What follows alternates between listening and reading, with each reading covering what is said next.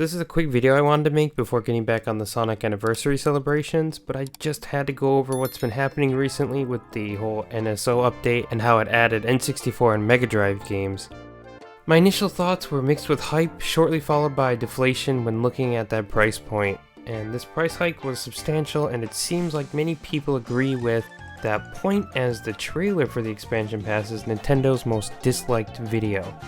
Now there's a few reasons that I think this price hike was this high, from Nintendo having to give Sega a bigger piece of the pie, with them allegedly being dissatisfied with the way the Virtual Console was handled back on the Wii. Sega in this case. I can see this being true since Sega will find any excuse to re-release their Mega Drive titles at any opportune moment. There is that collection on the Switch, but it wasn't released in Japan, so maybe this is their excuse to this is a way for them to standardize across all regions. I'm not sure. I think at this point there are 4 different ways to play Sonic 2 on the Switch. Isn't that nuts? How about some Dreamcast games instead? Wouldn't that be nice? They're definitely giving some money to Microsoft too, by the way, because Banjo's in there. We're gonna get Banjo-Tooie as well, I'm sure, and it can't be cheap.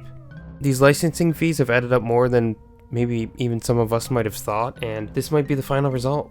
I've also heard the theory that Nintendo might not increase the price anymore too, right? So apparently the GameCube games will be coming eventually, and the Game Boy and the DS games and whatever.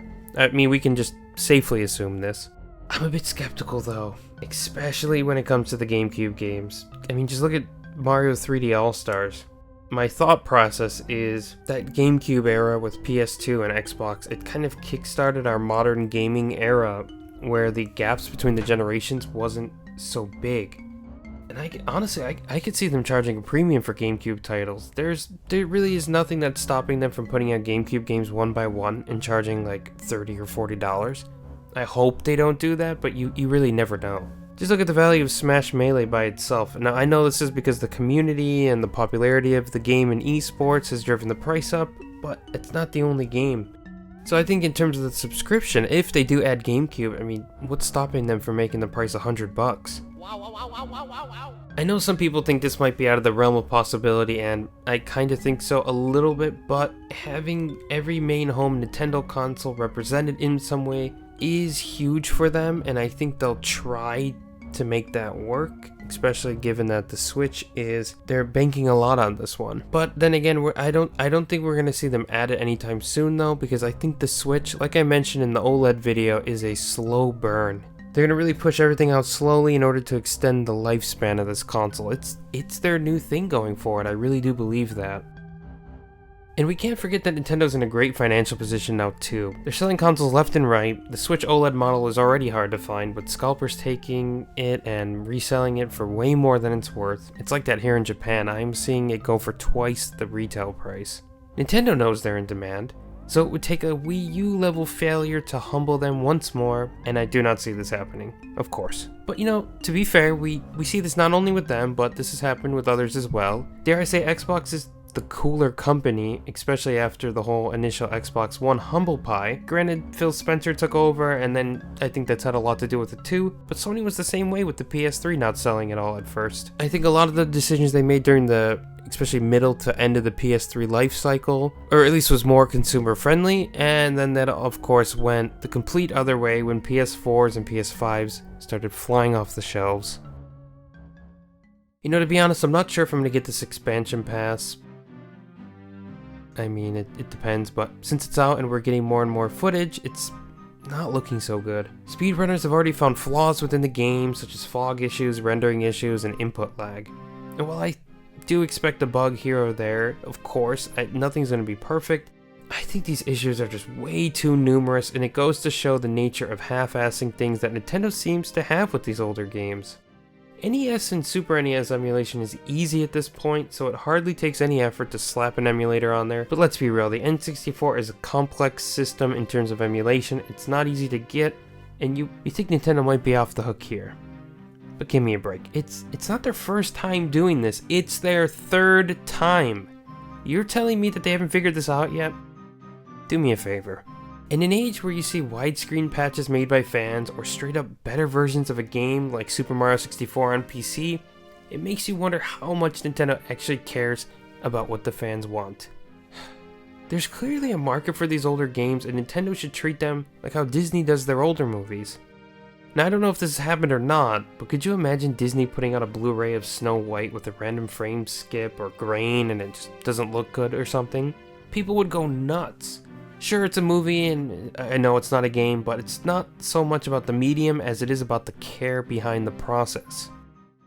Nintendo does have the ability and the resources to really put together a stellar product should they choose to. To sort of defend them a little bit, I do appreciate how the games originally play as I remember them, of course. I mean, for example, I've played Sonic CD by Christian Whitehead over and over and over again on modern consoles, but I just love playing that original Sega CD version. There's something about the feel of it, it's different, and I do like it. Even though the Whitehead version is superior in every way, shape, and form on a technical level. But at the same time, I still do want to see more options to not only keep these games going, but to also extend their life in a way. Of course, Mario Bros. Is a timeless classic, it's never going to get boring, but you're just releasing the same thing over and over and over again with no extras. I just feel like there's more that they can do. I mean, they did it with Mario Deluxe on the Game Boy. They had to add extra to these ports to get people to buy it. Now they know that people are dead set on having these sort of nostalgia trips, and hey, we don't need to put effort into it, so we can just put it out as is and it'll be no problem. That is literally what most of these companies think. I mean, really, could you imagine a widescreen Super Mario Bros? And it might seem sacrilegious, I know, but why not? Sega let Christian Whitehead do it for Sonic, and that version looks wonderful. I've seen examples of this on YouTube already, where it's 16:9, and it looks great. Nintendo can do something like this, they just choose not to. I would like to see Nintendo address this hopefully soon in the form of an update. There's no way they could not at this point, but you never do know. The company maintains a strict method of communication, and unless shit really hits the fan, they'll most likely just update it and not mention anything. I hate to say it, but there's no way you'd catch an apology from them, and if there is, I'd be shocked. I'd definitely welcome it, but I'm not expecting it. But that said, I'll probably try this out just to see how the games play myself, instead of just sitting here on the sidelines and seeing what happens. I'm not a fan of spending money on things I don't want to get, because it just feeds into the idea that this is the products that they should make. But if I wasn't making video for you guys, I wouldn't do it. I'm taking the hit. I'll do it. Or I think at least I feel a need to. For all 23 of you.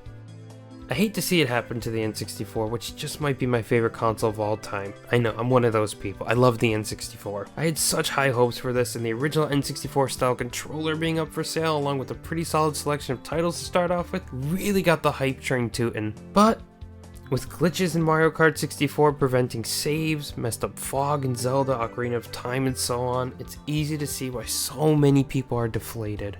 There's a lot of love for the N64. It's a unique system, and it's one I just really wish Nintendo showed more love and care towards. I'd appreciate it, and I know others would too.